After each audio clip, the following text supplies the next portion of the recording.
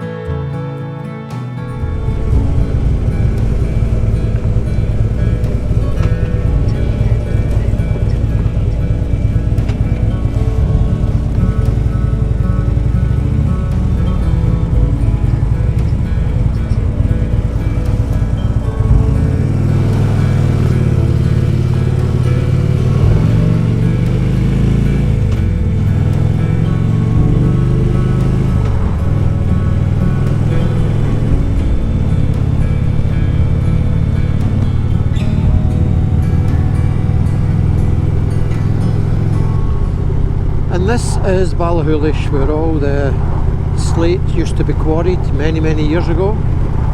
Unfortunately, no longer. One of the many industries which have passed by Scotland, as well as coal mining as well.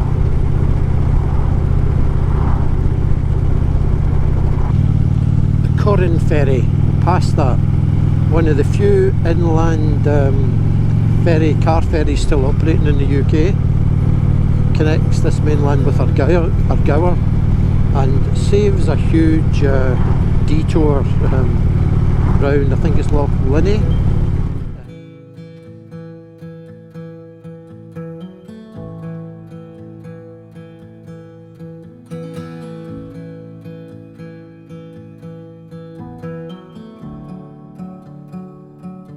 So that's the Corran ferry, taking cars from here, Nether Lochaber, over to Argour, and it's one of the few remaining inland car ferries still operating in the UK. Takes obviously, it takes the cars over to Lochalsh and saves a huge detour away to Fort William and away around this way. It runs every half hour. We will be on that at some stage when we go to Iona and I do a wee video blog over there, but not today. And as you can see, the ferry is actually departing again, coming back. So there you go. That's Lochalsh. We're just beside some roadworks just as we come into Fort William. Gateway to Ben Nevis. Also the Nevis Ski Centre up this way, and from memory Fort William is pretty popular with the mountain bikers. I think there's an annual competition here, downhill biking, where hundreds of them turn up at Fort William. I don't think it was on last year, again due to COVID, but yeah, it's got the right geography or topography for downhill skiing or downhill mountain biking. So we've moved about 5 miles further on from the Corran ferry, so that's us now.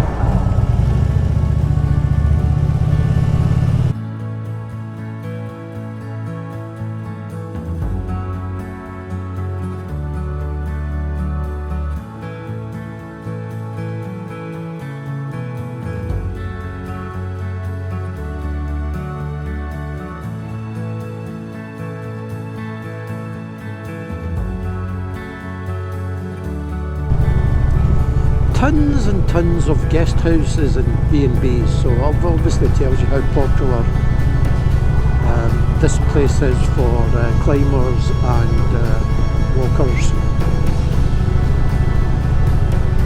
Be interesting to see if most of them actually have a full up sign. I hope they do, given what we came through in the last year. No vacancies, that's a good sign.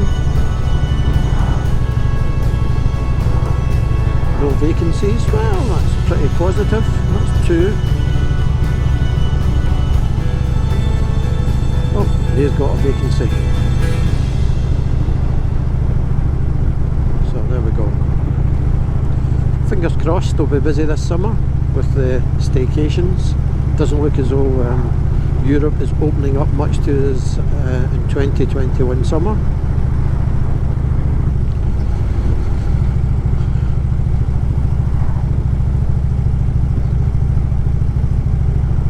Welcome to Fort William.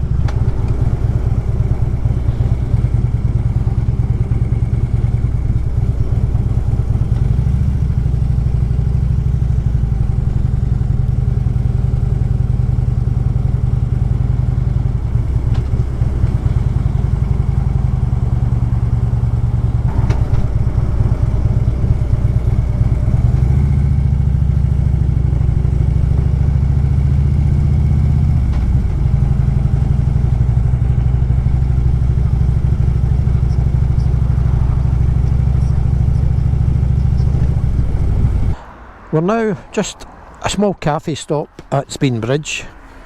Just past Spean Bridge, there's a memorial here it's called the Commando Memorial, which just going to stop off at and let you have a wee look at that, okay? So hopefully we should be there pretty quickly. The actual memorial behind me was won in a competition by Scott Sutherland, who competition open to all sculptors in Scotland. He won the prize, £200, which allowed him the rights to build what you see today is the Commando Memorial. It was constructed in 1949 and it was opened by the Queen Mother. Early in 1947, many members or branches of the Commando Association felt that some form of memorial should be put up in Scotland. It was agreed that the most appropriate spot would be in the area of the former Commando Basic Training Centre at Achnacarry. It took 2 years to prepare the clay and plaster cast for the foundry and complete the castings in bronze. The actual figures are 9 feet 4 inches high and the finished memorial approximately 17 feet high.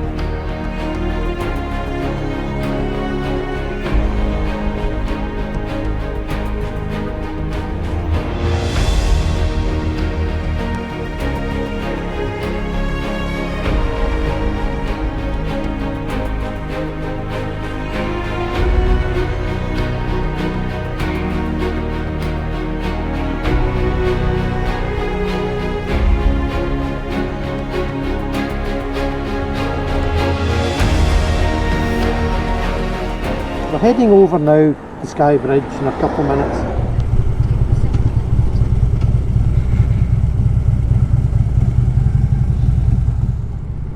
And here we are at the Skye Bridge. Takes away from the Skye Boat song, I suppose. Skye Bridge was constructed between 1992 and 1995. Prior to that, a ferry used to take the crossing between Lochalsh and Kyleakin on the other side over there. There's an awful lot of controversy when the bridge came into operation because basically it was a fee-paying bridge and was one of the most expensive fee-paying bridges in Europe. After years and years of protest, the Scottish Government in 1999 eventually adopted the bridge themselves. I think it had been in private ownership up until then, and there was no fees were ever paid again. So today I'm heading over the Skye Bridge and not paying a penny. So there we go, on a lovely sunny day. Living the dream. Okay, we're going to head into Kyleakin, which is a wee village just in, it's the first wee village actually you come across to in Isle of Skye, but this is where the ferry used to come prior to the bridge being built, and obviously now no ferry now, so probably a lot quieter I would imagine, so we'll see. Here we go.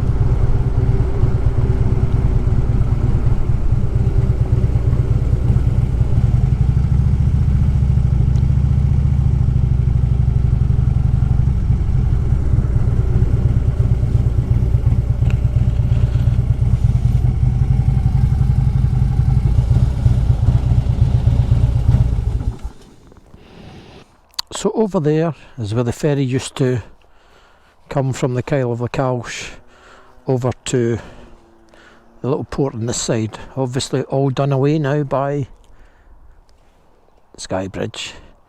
So let's head down a wee bit and see what we can see.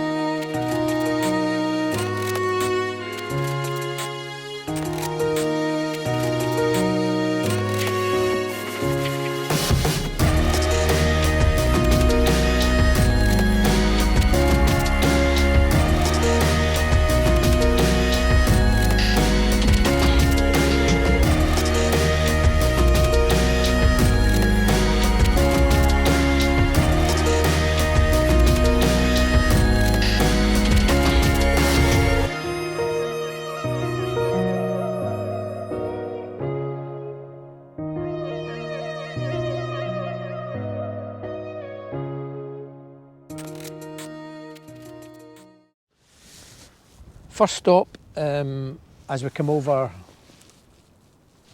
the Skye Bridge is a little village called Kyleakin. This used to be the main ferry terminal for passengers coming over from the mainland, over from the Kyle of Lochalsh. Since 1995, when the bridge was built and the ferry no longer required, the village itself has got a lot quieter and peaceful since the heady days of all the tourists coming through this little place. So we're now here in Skye. You've seen from the map, Skye is situated off the west coast of Scotland and is the biggest single island in the Inner Hebrides. And Skye is renowned for its natural beauty, and also it's got rather historical links in that, well, like many places I suppose dinosaurs were here, but in a part of the Isle of Skye over at Staffin, the footprints are still visible. Unfortunately, tends to be when the water's out, and even when the water's out sometimes there's seaweed over it, but there's been dinosaur footprints being found here, so they've reigned in Skye. The human population, they reckon, has been in Skye for about 12,000 years now. About 4,000 years ago, Neolithic farmers settled here, and that was followed by the Bronze Age, where small roundhouses, bronze tools were found. In the 8th to the 9th century, Scandinavians were followed by the Vikings here. And you know what they're good at, aren't you? Rape and pillage. So they came here As always, in many places we've visited, the Jacobite cause or the Jacobite rebellion very much put the Highlands very much to the fore of the map. And unfortunately, like many parts of Scotland in the 18th and 19th century, there was something called the Highland clearances, where basically farmers who lived in crofts were thrown out of their land because it was found that the likes of sheep was far more productive, and a lot of people lost their livelihood, they lost their homes. It left villages decimated.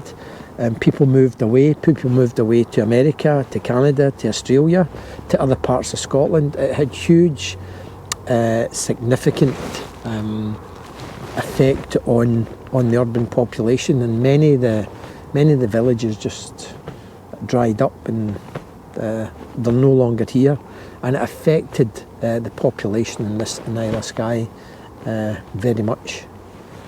And with the development of the steam and the railway, that brought a lot of people more closer to Skye, and it opened it up as the start of a holiday destination, which was the case actually with many places in Scotland. Once the railways had meandered their way into every nook and cranny of Scotland, you found that places became very, very popular. Skye was one of them, and that was the reason. As I sit here today in 2021, tourism is a major contributor to the economy of Skye, both from foreign and both from people in the UK as well. Particularly this year again, because we now have this, due to COVID, we now have this staycation effect, whereby people are not going abroad at the moment, so more and more people are holidaying at home this year, as they did last year to a lesser extent. We were in the middle of a lockdown last year, so we didn't get the benefits of it, but hopefully the hotels and the B&Bs will see some effect in people using their holidays here. I had actually the opportunity of staying in that hotel over there, which is the King's Arms Hotel, but I decided not to, mainly because it's not in the centre of Skye, and I would be travelling from here every day. So I've actually booked into a B&B in Portree, which is the sort of capital of Isle of Skye, and I was there a few weeks ago actually. Lovely wee place, so and it's more in the centre of the island, so it allows me, when I'm doing my video logging and going round the island, to be sort of based centrally rather than be at the northern point, where basically I would be, well, not so much the northern point, but a wee bit to the east coast, and it would make it very difficult to have to come back here every night. So I'm up here for a couple of days, and hopefully should get enough good video logs during that time. The weather fortunately seems to be on our side, which is good, and at the moment there's no midges. The Highland midgie now, if you've never came across the Highland midgie, you're lucky. How could I explain it? It's like a mini mosquito. It sort of doesn't so much bite. Well, it does bite. It's a female that bites for some reason. Therein lies the story. But and it just gets itchy, and there can be clouds and clouds of them. It tends to be, they come out at certain times of the summer. It comes out about 2 or 3 times, and depending on what type of winter we've had, it would affect how many midges we have. They tend not to be out in warm days with a breeze. It's still days after a bit of rain and it's damp. That's when they become a nightmare. But I've got my midgie net with me, so hopefully I won't need to put it on. Certainly don't have to put it on now. So yeah, we've won a watch at the moment. That was good. I don't know when, but National Geographic voted the Isle of Skye the 4th best island in the world. Now I don't know what year it was, but I remember reading that actual fact. So hey, you know, that's not bad. Of all the islands in the world, in such a small country, well, we're 4th. That's better than our football team, so I'll take that.